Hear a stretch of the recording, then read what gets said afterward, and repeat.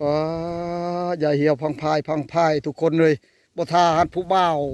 ตายแล้วเบิ่งพุ่นผู้ยาวผู้บ่าวก็เมื่อยและพุ่นยางลำลังเพราะท่าแหนะ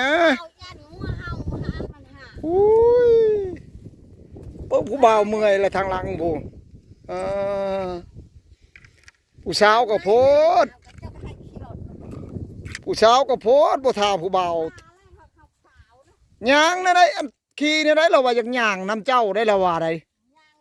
เราขี้ข้านขี่รถเราว่าอย่างยาง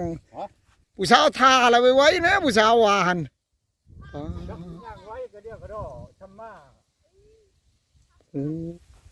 กราบทักทายสบายดีพ่อแม่พี่น้องสู่คู่สู่คนมื้อนี้ตู่มีมาหาผู้สาวทุกคนมาหายายเหี่ยวทุกคนมื้อนี้ไปเบิ่งนำกันทุกคนปล่อยไปหาผู้สาวบ่โตไปหาผู้สาวนะเดี๋ยวนี้ฮะไปหาผู้สาววะอ๋อผู้สาวไปทางไหนผู้สาวนี่เนาะเอาแล้วผู้สาวว่าผู้สาวไปเลี้ยงงัวพัดบ่เห็นจังหวะนอนอยู่ตูบพุ่นบ่จังหวะนี้แล้วไปรอมึงดูจังหวะนอนแถวตูบแถวหยังพู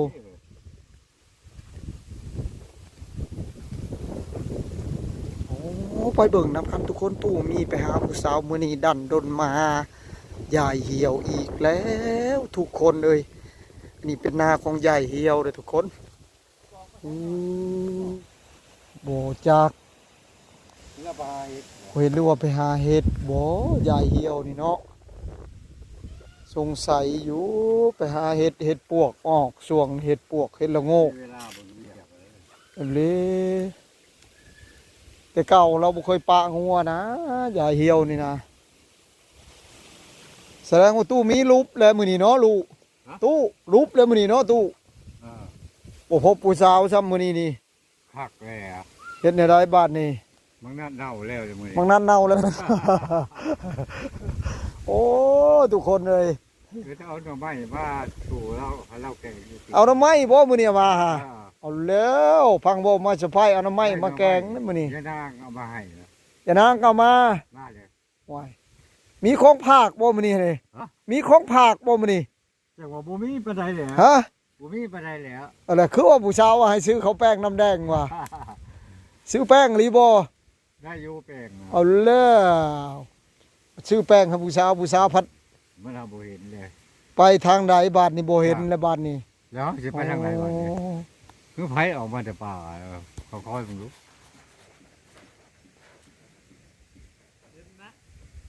บ่เห็นบ่แม่นอันนี้บ่แม่นนะเรียกบ่ตรงอ๋อเดี๋ยวจะบาดมาเป็นได้บาดนี่บ่เห็นแล้วน่ะจักไปทางไหนบุ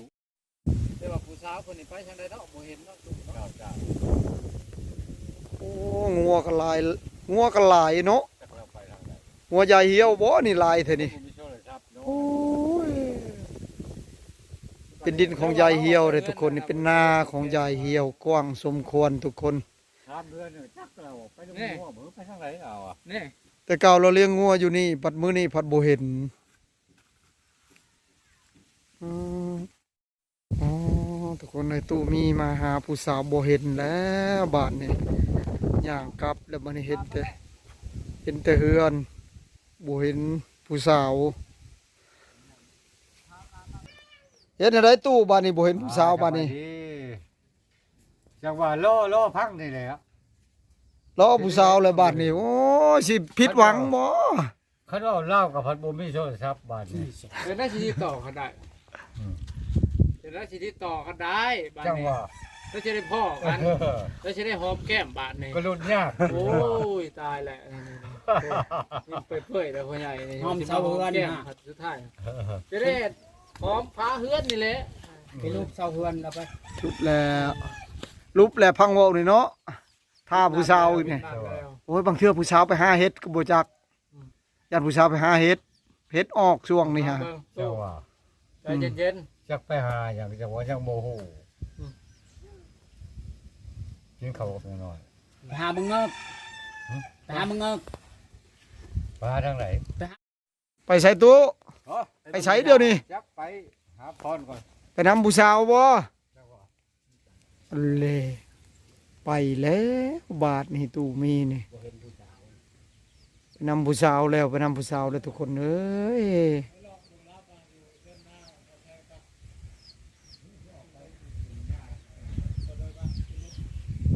ไปแล้วไปแล้วบาทนี้ทุกคนเลย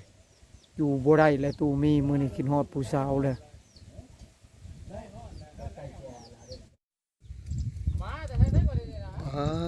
ตัว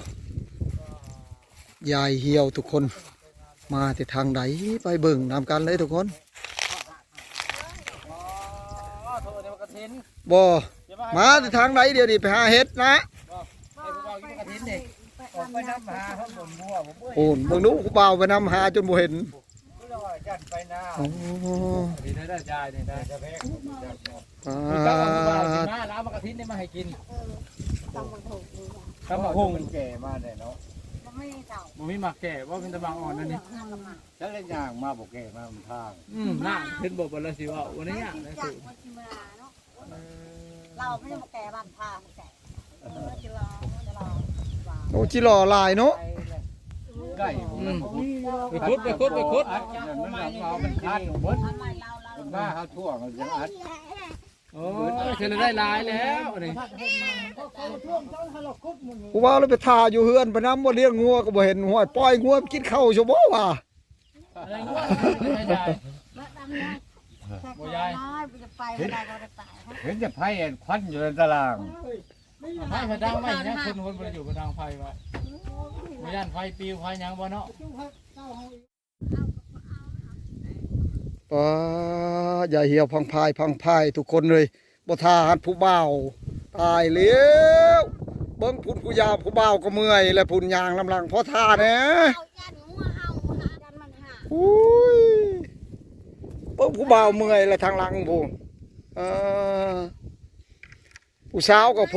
ดผู้สาวก็โพดบ่ทาผู้บ่าวยางในได้อันขี่ในได้เราว่าอย่างยางนำเจ้าได้แล้วว่าใดเราขี้ข้านขี่รถเราว่าอย่างยางผู้สาวทาอะไรไว้นะผู้สาวว่าหั่น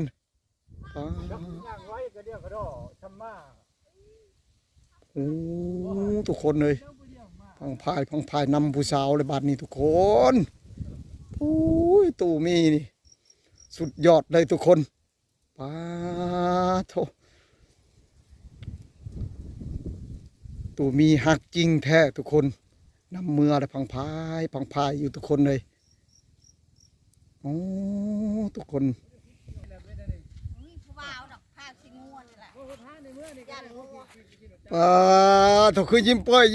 อยู่มันนี่หันยางหันคือมีความสุขแท้ เจ้าสบายดี สบายดีว้ายมาแต่น้ำผู้สาววะนี่ฮะไปแล้วทุกคนเลยเอาแท้ตูมีมือนี้ทุกคนไปนำเบิ่งบอลงัวก็บ่เห็นทุกคนมาเบิ่งอยู่หน้าเสาแพงมาเห็นอยู่หน้าเสาแพงนำมืออะไรพังพายอยู่ทุกคนเลยโอ้ยทุกคนน่าจะสมหวังความมันหักของเพิ่นในทุกคนเลย แล้วบ่สนเลย คอยยางอะไรบอกว่า โอ้ย่างป้าผู้บ่าวบาดนี่เนาะป้าโถเอาแล้วทุกคนเลยตอนนี้ยายเฮียหอดเอื้อนแล้วทุกคน ผู้สาวจนหยางปลาพี่ดึงตัวเราไปเบิ่งดูน้ำเราเบิ่งดูเราไปเห็ดหยังโหแล้วได้หยางไว้แท้ไว้ว่านี่ให้เราเห็ดหัวชายผู้ชายมันหัวกันตัวมีของภาคผู้สาวมันยังก็ได้ เดี๋ยวนางเอามาปลูกด้วยไม่ได้พังเลยเด้อ โอ้โถมาจะเอาส่งนะ ยังนะได้ยังนะกระป๋องยังนะโอ้ มันนัวแกงหน่อไม้ผัก โอ้ตัวมีของภาคให้ผู้สาวได้มื้อนี้ได้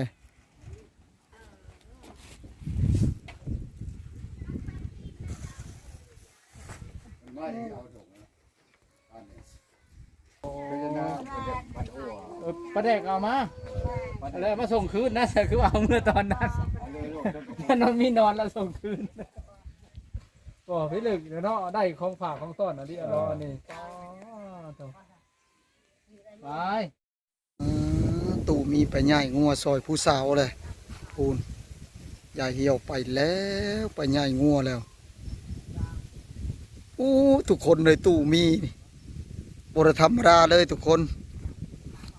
ถือว่าใจขนาดทุกคนเลยมักยายเหี่ยวแห้งทุกคนไปแล้วอันนี้เป็นนายายเหี่ยวเพราะว่าหลายปีเพิ่นบริเฮ็ดหนนะทุกคนกว้างเติบเลยทุกคนมาเบิ่งดูโอ้ยทุกคนเลยเราบ่มีผู้เฮ็ดเพราะเราอยู่ผู้เดียวพี่ทุกคนงอ2โตตู้มีเป็นย่าอีกตัวหนึ่งทุกคนยายเหี่ยวตัวหนึ่งโอ้ทุกคน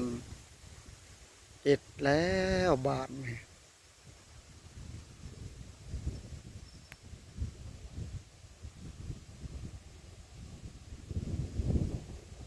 โอ้งัวกับคุ้นได้ทุกคน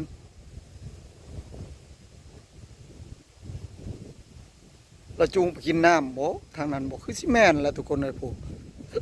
ไปแล้วมันแดดทุกคนเลย